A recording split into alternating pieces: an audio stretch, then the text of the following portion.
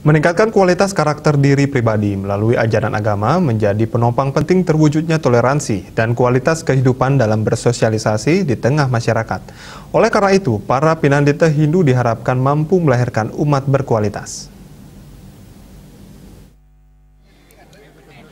Direktur Jenderal Bimbingan Masyarakat Dirjen Bimas Hindu Kementerian Agama RI Tri Handoko Seto menyebutkan, ditingkatkannya kualitas sumber daya manusia Pinandita secara otomatis memberikan layanan yang baik terhadap masyarakat dan meningkatkan kualitas umat.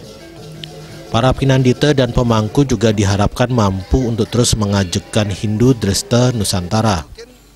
Hal ini perlu perhatian para pemuka agama agar bisa menuntun umatnya sehingga tidak terpengaruh aliran sampradaya. Pengaruh arus globalisasi dan perkembangan teknologi informasi telah berperan dalam pergeseran pandangan dan nilai serta perubahan perilaku masyarakat. Hal ini tentu saja menjadi tantangan ke depannya, sehingga peran Pinandita dan pemangku sangat penting dalam membangun pengetahuan dan meningkatkan kualitas umatnya.